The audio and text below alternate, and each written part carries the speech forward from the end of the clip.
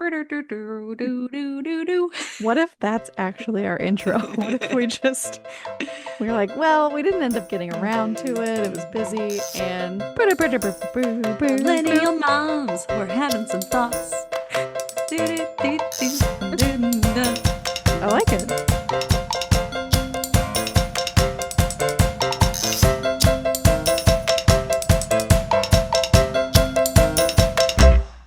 Well, welcome everyone to another episode of Millennial Mom Thoughts. What's up? I'm, What? Oh, I was gonna say, I'm Jordan. That's Helen. And what's up? What's up? What's up? there it is. There it is. Beautiful. We'll get it cleaned up. By Mhm. the time we hit like episode 10, Absolutely. that we'll be totally in sync for that one. Oh my We'll gosh. see. Well, what's our episode about today, Today, we're Helen? talking about screen use. And specifically, I mean, one of the many things, but the difference between screen use and just the idea of screen time, Mm-hmm. which was kind of brought to mind for me from this New York Times article published, I guess, about a month ago, June 18th, 2025. The headline is that the real risk to youth mental health is, quote, addictive use, not screen time alone, according to this study. Um, and essentially, researchers found that, well, it's easy to think about like the decline in mental health correlating with the rise of screen time. And we can see that trend, right? With the increase of suicidal behaviors and other mental health issues increasing as, screen time also increases. But the researchers found here that it's not just like the idea of time spent staring at a screen, but the addictive use and Right. how that screen is being used. I don't know what your thoughts are or Yeah. other Well, takeaways. I know that obviously we are briefly talking about this before Mm. we started, but the parts that I had kind of highlighted the most from the article um was that we have known for over a decade now that screen time is a flawed measure, but we continue to tally time spent on screens instead of asking how young people are spending their time online and why they want to be there. Mhm. So I'm sure you can it's probably still not a good thing to have 6 hours, 7 hours Mhm. more spent on screens, but if it's damaging images, videos, whatever it is, and there's also that added layer of the child, the teen is showing those addictive, like Mhm. I'm addicted to this behaviors, that's impacting those kids harder than the ones that aren't showing those Mhm. addictive behaviors, which is kind of what this article was talking most about. Yeah, and I think like with that, the important implications of this research too is that the solution, the cure, is not just taking away the screen or reducing screen time, but that has to be paired with cognitive behavioral psychotherapy, is what they call Right. for in this article. That, Yes. because it is that idea of addiction, that is its own mental health issue, that Right. needs to be combated with, you know, actual work and not just taking away the thing. Yeah, which is true, I would imagine, with anything that you're Exactly. addicted to. You Yes. can't just say, I'm just taking this away from Hmm. you Hmm. and good luck. You have to. There's going to be a severe struggle and there needs to be Hmm. support. So, Absolutely. but So that then was it, kind of oh, go ahead. yeah, just that it ended with screen Mm. time and addictive use are both important. And then this author's recommendation still is keep kids off social media Hmm. until they're at least 15 and delay giving them internet enabled phones for as long as possible. Hmm. So, I mean, that I think everything I continue to see is that similar message. Hmm. The longer you can delay, the day you delay more Hmm. is better. Hmm. There people might give devices to their kids at different times, but the longer that you can wait it out, the better it is for Hmm. your kid and your family. Yeah. Let that prefrontal cortex do its thing. Yes. I think mine's mostly developed by this point, I would Hmm. hope, but Hmm. I know they That's say what, 25, but yeah. Yeah. Well, you know. Mitch likes to say, like, my brain's already mush. It doesn't matter for me. It's all right. It does matter. It does. It It does matter. does. But yeah, that was Dear kind of Mitch. the spark to our focus today, on screen use. Obviously, something we've brought up in our previous couple of episodes already, but diving in Yeah. a bit more deeply today, looking at our own screen use, how that has changed over time from our childhoods to now, Yes. what we see our students doing, what we see our kids doing with screen use, what's that look like for them? And then, of course, looking towards the future, what do we want to see our students and our kids' screen use look like moving Yeah. forward? So I don't know if you want to start by sharing any reflections on your own early screen use. Like, I was trying to think, like, what was the first screen I would have seen as a kid? Probably a TV, other than like, medical. Right. But like the Yeah. first screen I was aware of, the first thing I was like actively looking at, I'm sure was our TV in the living room. We had a computer in my parents' bedroom, but what Yeah. screens look like for you? Certainly TV would have been it. I have memories of watching Sesame Street, and Winnie the Pooh. Hmm. And then I guess I was I actually don't really remember watching it, but I was super into Pee-wee's Playhouse, which I watched an episode recently. Um, and yikes, it's so loud and there's so much going on. So I understand why it was Uh-huh. probably appealing to tiny child Jordan. But yeah, TV for sure. And then when I was real little, my dad he converted the garage into a home office because he had his own business, graphic design business. So he had, several computers Hmm. in his office. And I remember being just around those. I think I mentioned before there was like a Mr. Potato Head game that I Hmm. vividly remember just the way the computer said the nose, eyebrows, spectacles. Like I remember it to this day. So yeah, early childhood was certainly TV because other stuff just like I mean this stuff didn't exist yet. So I would imagine I would have been drawn to it had it existed when I was, Camden and Lily's age right now. So Hmm. yeah, TV Yep. for sure. Yeah. And I think for me, as like the youngest of three kids, like there was a lot on around me, that I Yeah. just kind of like passively, I'm sure, or maybe started watching like WWE a little bit earlier than maybe little kid Uh-huh. would. But Was that that, Hannah's favorite show? yeah, exactly. Exactly. Yeah. You know it. Yeah. Um, No, but I was also thinking about computer games and how I had the Candyland computer Oh. game on our Mac, and there was a scary scene. Whenever the licorice guy would come Oh. on, I would turn off the monitor. So I would actively choose not to see that screen when That's the funny. when the scary guy was on. And I actually, now talking about that, my mom one time wrote a letter back to I don't know if it was Play School. Is that the brand that had like a game for every grade? It was like first grade, second grade. I forget if Oh, I that don't was know. the Play School brand or something else. But there was one that was like really ooky spooky, and she thought that that was too scary for kids, and so she Wow. Did wrote she them a ever hear letter. back? Not that She, I know of. oh, you'll have Maybe to we ask got her. yeah, I don't know if we got a refund or something. I feel like there was some conclusion to that A story, but refund. yeah. Yeah. Check into it. I want my Ask money ask back. mom. But Oh, that's funny. yeah, put that on our things to ask our moms list. That should Oh be a yeah. running That list list in our is doc. growing. Uh-huh.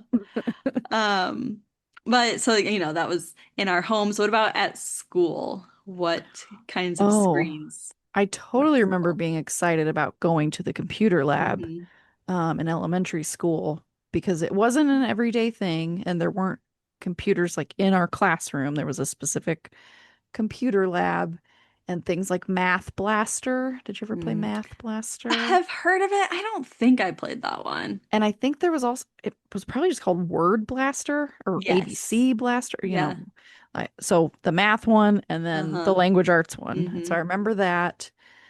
And I don't remember doing like a ton of just play on the Hmm. computer. There, I would assume that I played Oregon Trail at school because I Hmm. don't think that we had that at our house. I'm pretty sure we didn't. My parents didn't buy computer games. That just wasn't a Hmm. thing that they did in the, it was, early 90s. Was there Amazon Trail too? There were two of them, right? I feel like Really? there, I I don't think there remember. was Yeah. something. I'm gonna have to look that up. Amazon something, Okay. some All other right. computer game. I remember a jungle. Yeah. Who knows? But yeah, educational Hmm. stuff was the math blaster and the Hmm. word blaster. So, Hmm. and Yeah. then I don't, I mean, there weren't computers, even when I was in high school, thinking far ahead, there was a computer lab that we would go to at the high school, and there weren't, well, there were several because the high school was so large. Um, but I don't believe I ever had a classroom like we use Mm-hmm. computers, certainly not devices. That wasn't Hmm. a thing. Hmm. So you'd always have to go to the computer lab. Hmm. Yeah, I think, I was never one to one either. I think that started maybe a few years after I graduated is when that started to be implemented. I couldn't tell you exactly the year.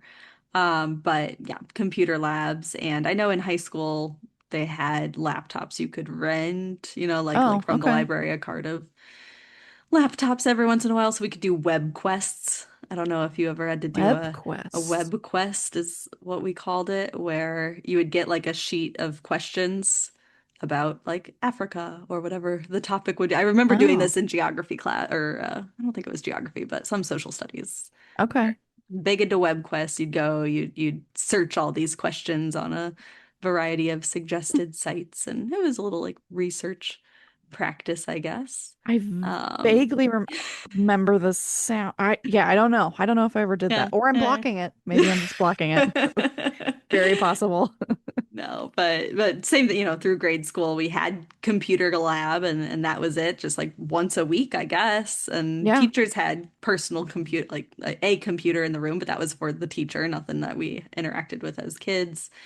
It was always fun and exciting when they wheeled in the TV to Oh yeah. watch Video either day. a video, Uh-huh. whether that was like, here's a science thing of a micro, I don't know, some Yeah. like actual Nature thing, video. nature video, exactly, or, Magic Schoolhouse, or is that no Magic No. School Bus, Magic and School it's Bus. Yes. Magic Camden likes that. Treehouse. That's the other one. But anyway, Yeah. wheeling that in. I don't know if you could consider the slide projector I a was just screen thinking or the about that. Yes. transparencies. We did have Yes. those, of course. I The actually overhead had an projector. overhead projector in my parents' basement. It's still there that I bought Nice. from the district garage sale, and Oh, that did was you? where I would go home and like practice my math problems every day.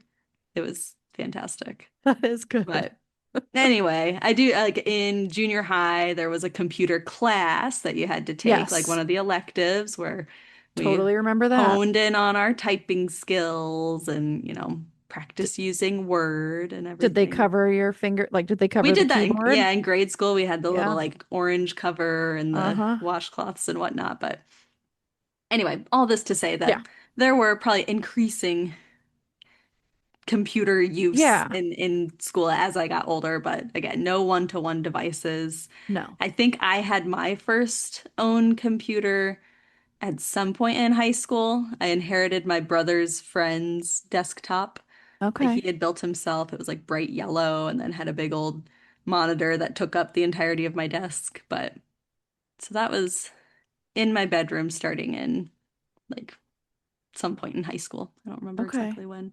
Then got my first laptop for college.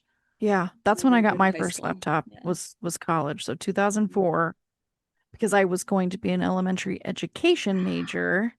And so Really? you had to, yeah, I started out that way. Shockingly. And then they're like, "Oh, you do lesson plans." I was Uh-huh. like, "Oh, no thanks. Don't, I'm out." Like What that. you what did you think was gonna happen? I don't know. I just didn't like them.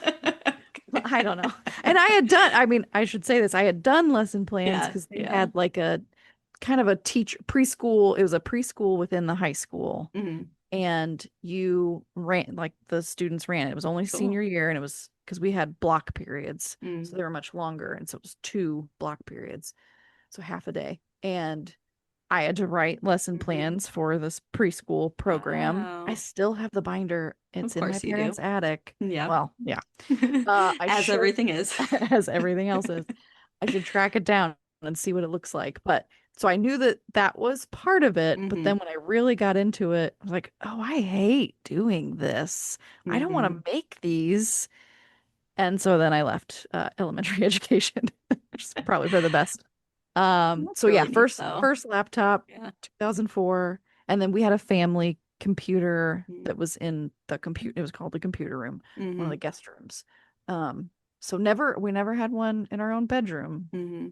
Um, did you have internet access on Hmm. yours? I did, yeah. Interesting. Yeah. And Okay. I guess this is what I was thinking about earlier too, when I was asking myself these questions was like, what did I use that computer for other Right. than like social? Like I definitely was on AIM or Facebook Messenger when that became more the thing to be doing. But I was using it for homework, especially once I got into like some pretty hefty research papers and things like that, Yeah. where it was like expected that students had access to that technology outside of school. Right. Um, Whereas now because at least our district is one to one, like that is in the hands of every student. Yes. Um, so in a way, it opens up that accessibility, but obviously comes with a lot of downfalls as well. Yes. Yes. Um, so I guess yeah, that kind of brings us into the question of what do screens and devices look like or have looked like in our roles as educators or in education as professionals. Yeah, I was thinking about this when looking over our notes today and thinking about so when I started as a school counselor at my first high school in Indianapolis, Bishop Chatard High School, I was there when they went one to one, and I was much younger, and I was excited. I was kind of the tech person, Hmm. unofficially, and then sort of officially because I just liked that kind of stuff. I liked figuring things out. I think I was the youngest person in my office, and so sometimes it just kind of defaulted to me anyways. But I was the one who was like, I can figure that out. Hmm. I can solve this. I can figure out how to do that. And so we went one to one, and I was like, this is the greatest thing ever. Every kid gets to use their own iPad in class and at home. That's Hmm. awesome. I have fast forward to today. I have totally walked that back. Hmm. I've changed my mind. Um, but yeah, as far as in school, professionally, I have now, although I'm not remembering if East Peoria was one to one when I was there or not. Hmm. I think they were Chromebooks. I've actually forgotten that. I don't remember. If they weren't one to one, they I believe they at least had access to it during the school day. I'm not sure if Hmm. they took them home. They probably did. And then yeah, Morton was Hmm. one to one, certainly when I got there. Um, yeah, I I have different feelings now than Hmm. I did back then. And Hmm. even not that long ago. It wasn't kind of until doing all of this and just reading more and more about it. I thought, oh, this one-to-one device stuff, this, it's not just Morton. The Hmm. schools are giving these devices and saying you have to use these. And hey, some parents are choosing not to do that. And so Hmm. how does that relationship with, hey, the school's saying this is a thing you have to use, Hmm. but I'm a parent that says I'm not letting my kid use that, and kind of how do you work between those two Hmm. things? Hmm. And I don't know Yeah. yet. No, I know. And I have so many like, ugh, I don't know because I do think, especially in our community, I feel like so much is often assumed about what students do have at home, like what they do and don't have at home. So like the Yeah, assumption that like, okay, if they're working on a research project or whatever it is, if they don't have a school device, there's something that they can go home to use, right? Or at right. least like a decade ago, that would have been the assumption.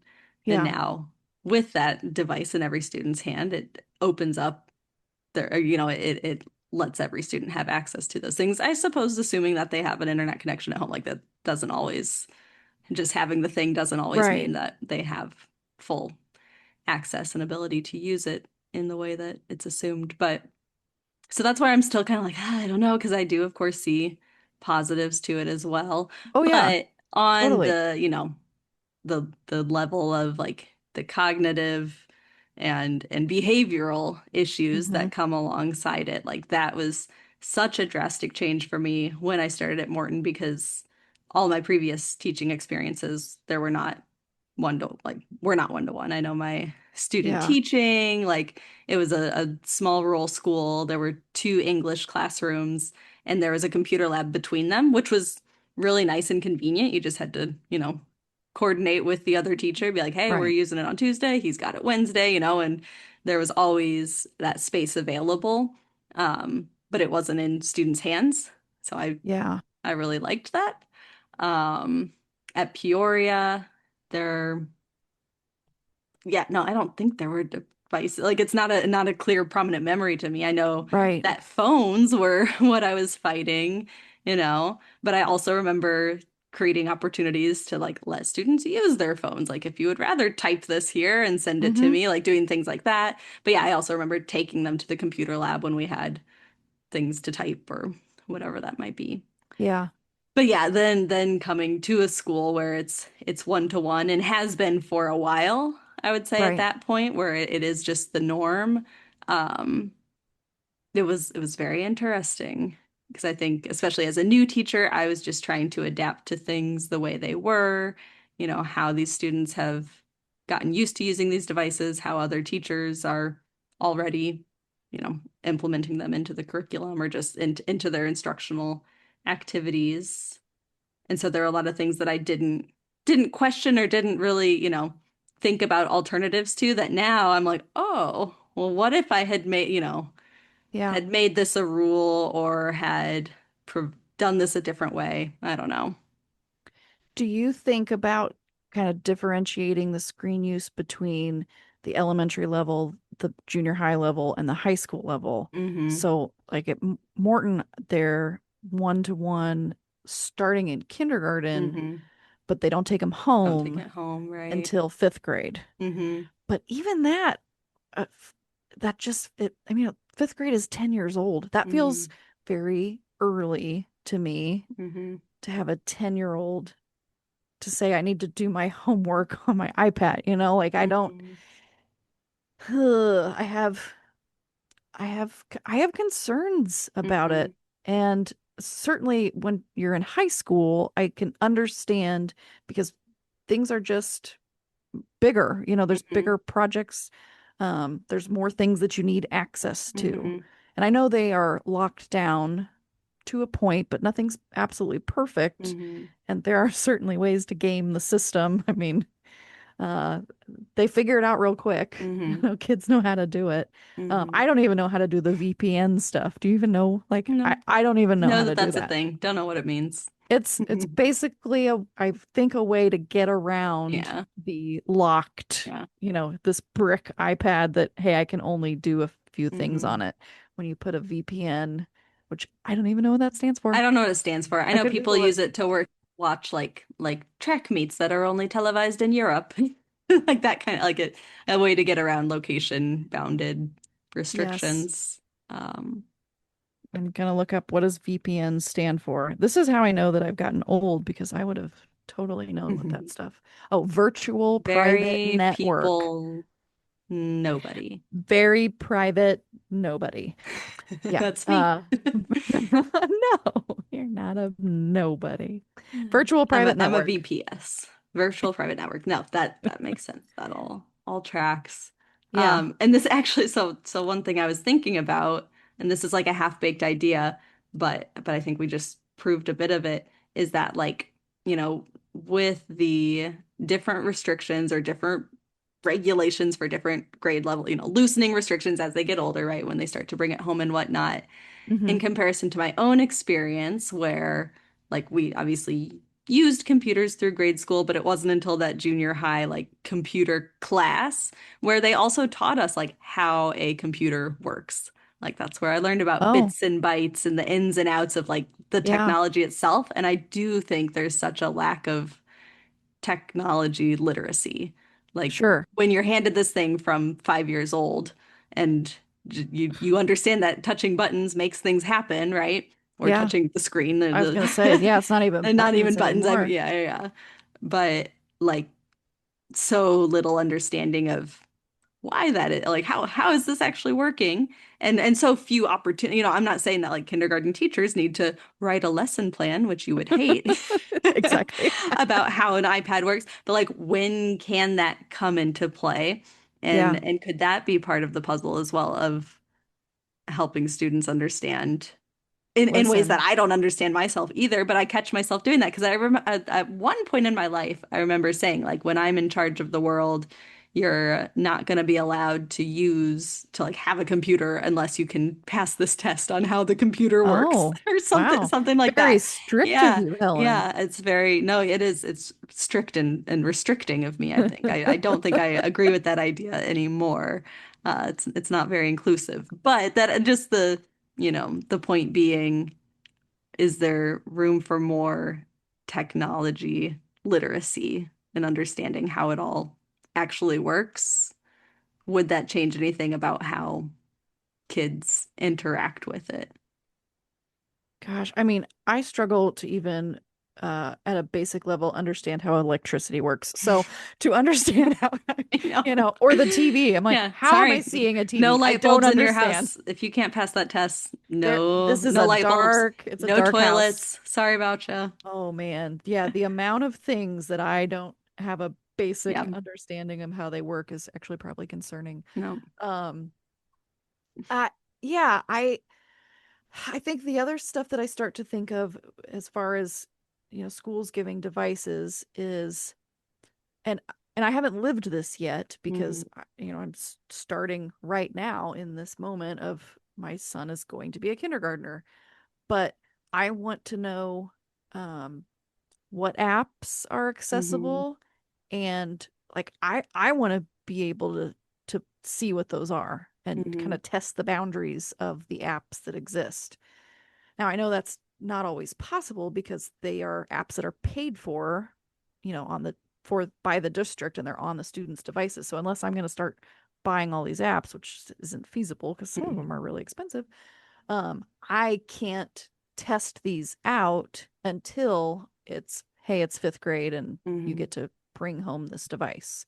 hmm So I wonder if that's just been something I've been thinking about. Is there a way to find out if this is an app use kind of thing? hmm Are parents involved in that Yeah. process at all? And it's not to say that I don't trust the Right. technology people. I truly do think Yeah. that they've got a great team of people who work specifically on this. You'd have Yeah. to, because you need to know what kids have access to. And that reminds Um, me of the policy that I think still is of like for textbook adoption. Like there's a period in which any new proposed textbook has to sit in the public library for public mm, comment, like for a certain period. And obviously apps are very different from textbooks, but that's kind of what that's a good point, you're though. saying. I don't know if that Yeah. exists when it Yeah. comes to an I app. not that I know of.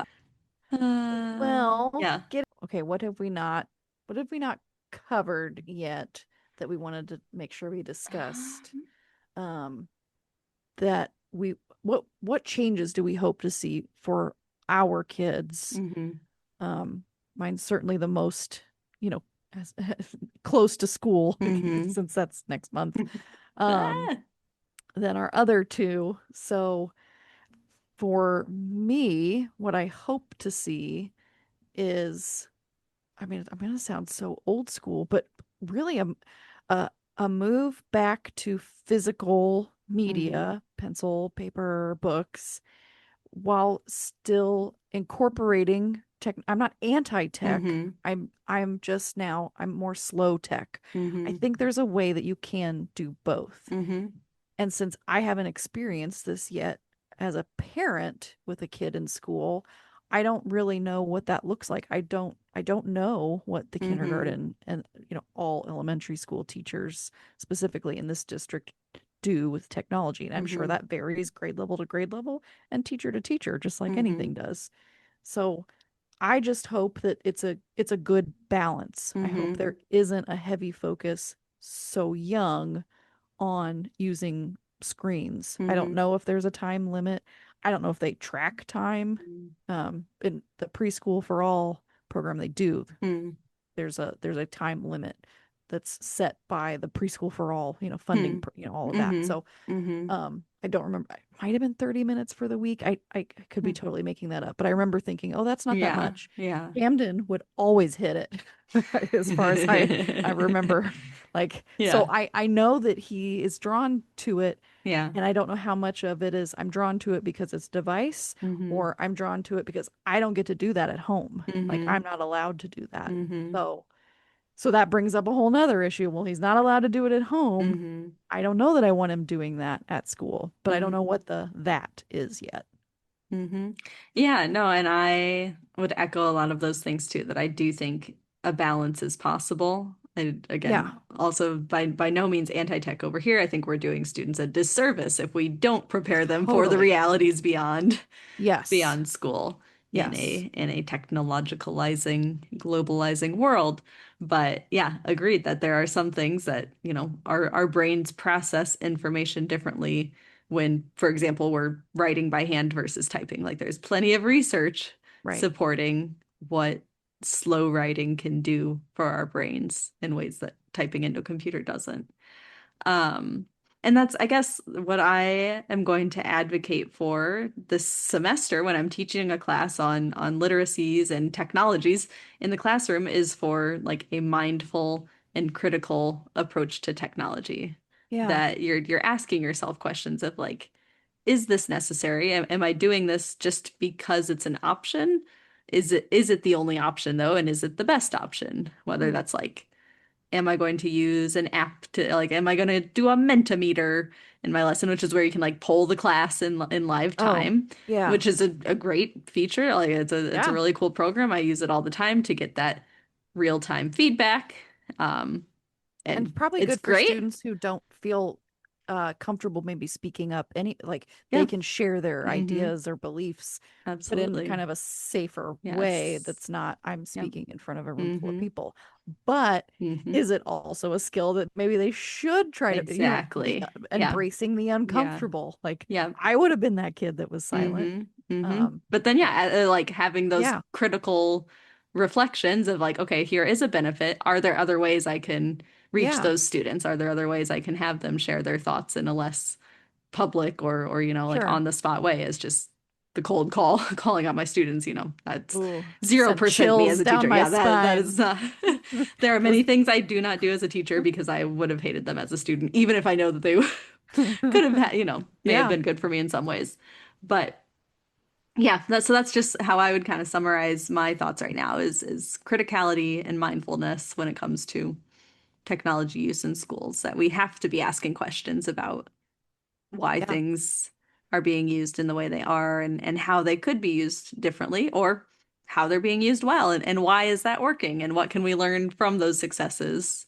yeah. And I know that that's very broad, not a lot of specifics, but Well, that's even I don't even know if this is super specific, but thinking about like gamifying, there's mm-hmm, a lot I'm reading now a lot more about kind of in ed tech or tech whatever. Uh there's now this kind of criticism or rejection of gamifying mm-hmm, all of the ways that the kids are learning, because then it makes the other things boring mm-hmm, because they're getting that, like, that dopamine hit mm-hmm, of thinking of like Kahoot specifically. I mm-hmm, don't know if that's an app that they're even saying, hey, don't do this, but it's exciting because it's competitive and it makes it into a game and you have to be the mm-hmm, fastest one. But is that just making it fun, or how much is that a learning tool mm-hmm, versus I'm able to engage students because they're competing against each mm-hmm, other? I mm-hmm. mean, I can bring that one up because when I taught summer school health for several years and used, did I say, Yeah, have I I brought didn't that up? know that. Oh, Yeah. yeah, for five Wow. years. That's I'm fun. not a teacher, but when I don't know if somebody moved or left, but like the PE teacher that was supposed to do it at Chittard, it didn't happen, Wow. and I was young and single, and they're like, well, maybe Jordan will do it. I She was like, knows about yeah, health. sure. I mean, the curriculum was already there. It Yeah. was, he Didn't was have to can write the lessons. no, didn't have to write the lessons. Not I did later. We used Canvas, which was a, Mm-hmm. similar to Schoology where Yeah. everything Yep. lives in there. But anyways, we would use Kahoot. Mm-hmm. And what ended up happening was they just cared more about what team Yeah. won Yeah. than like maybe getting the answers right. Yes. Anyways, so just thinking about that, the gamifying Mm-hmm. of educational apps and ways to learn is, I think, doing a disservice to kids because they're going to like doing that stuff Mm-hmm. more than, hey, we're gonna send you to the library and you're gonna use the card catalog and look up books to do a research paper. Are Like we? nobody's nobody's apparently doing that. Uh-huh. So anyways, Yes. that's maybe a tangent, but No, that that's was just all. something that kind of popped up in my Mm-hmm. head. And I don't Yeah. know how much of that is happening at each level. I Mm-hmm. haven't been on this side of it before as the parent. So Mm-hmm. Yeah. Well, many more questions that we will need to so many more. continue exploring. Lots of topics that have come out of our conversation today. But Yes. I know we kind of wanted to conclude perhaps by sharing some resources or even previewing something we'll talk more about in episode 4, Yes. because that appeared on our Did you outline. like that I started Uh-huh. typing one myself? I I didn't love get it. very far, as you all might I have love noticed, it. but I'm excited. yes, the wait until 8th Hmm. pledge, which I think I only learned of maybe within the past, I don't know if I've heard it even for a full year, maybe a full year. Yeah, because it was with the Anxious Generation. I read that book around this time last year. So wait until 8th is a pledge that you can submit it online. You can go right now, wait until 8th. Um, and it says, I won't give my child a smartphone until at least the end of 8th grade. Now, you can certainly do longer, but it doesn't mean your kid can never have a phone during that period. It just specifically says not a smartphone or, not a phone that has access to the internet. So old school flip phones are making a comeback Hmm. because of these kinds of things. And I know that I'll need to get a hold of, or my kid would need to get a hold of me. And so I'm not anti phone, I'm anti smartphone for children because there's the dangers are just, we've already been talking about several of them. Um, and so when I signed you can start signing the pledge when your child enters kindergarten. And so I signed the pledge for Camden, and then I thought, well, okay, now what? What else is there to do?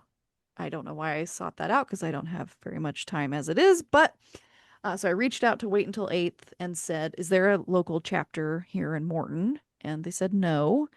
And then it was like, do you want to be the chapter lead? And I just I thought, guess yep, so. yep, I'm Oh. going to do it. I'm going to do Hmm. this. So the way the pledge works, it becomes an active pledge when at least 10 families in the same grade level at the same school sign the pledge. And then when that happens, they send the people that have pledged everybody's names so that here are families within the same grade level that you can connect with. And so, play dates or whatever. So when that pressure happens to, hey, everybody has a phone, you can say, actually, no, they don't. Here are other kids, families that have decided to delay this as well. Because Hmm. that's been part of that problem is the pressure of, well, I'm the only one. Hmm. And that would be hard to be left out. I nobody wants to be left out, but this is a good thing to be left out of. So Hmm. knowing that this is a growing movement, I thought I think this could have some really positive consequences in this community. Hmm. And I don't know how my introverted self is going to spread awareness, but so far it's just been through Facebook. So I Hmm. created a Facebook group, Wait Until 8th Morton, Illinois. There are 61 members as of this moment. Well, I guess 60 because one of them's me. Well, one of them's me. I, Well, but I create, like you can be an active member. Anyways. All right, so 59 non current people non-millennial yeah. mom podcasters. Non exactly. So 59 people. Well, and then there's also Brian because I had Brian join it so that I could test it out on him to see how it worked because I hadn't had like very little experience with making a Facebook group. Anyways, so everything so far that I've gotten has been positive Hmm. and feedback and reaction, which I think is great. And then I do have some kind of big, hopefully pie in the sky ideas that can pan out that include partnering, or communicating with the school district, and then also the private schools Hmm. here in Morton too. So yeah, it's not just the public school. Any school within your community, K-12, you can start signing it at kindergarten. So Hmm. I'm really excited to see where it goes. I Yeah. I think I think it can grow, but it's going to take more than just me. Hmm. So I hope to have people at each school that feel as strongly about it as I Hmm. do, that want to also get involved. And So that's what I really appreciate about it too, is that it is community building yeah. and creating those connections so that it isn't just assumed that, well, everyone else is already doing it, but by having that transparency, having that community in place that you know you can return to. And I know I said this over text, but I'm gonna say it here too of just like Oh no. how I won't say how pr I am so proud of you, and I'm so inspired by you, and just for going out of your comfort zone and getting this going, because I really do think it is something that our community lacks, and it is important, and it's just cool to see it growing, and really awesome to be alongside you for this journey too. But Well, thank yeah, you. so if nothing else, thank you for getting this going, Well, and what's cool is because I'm sure I would imagine there are some parents that have already signed it hmm before this was hmm something I brought up. I would hope.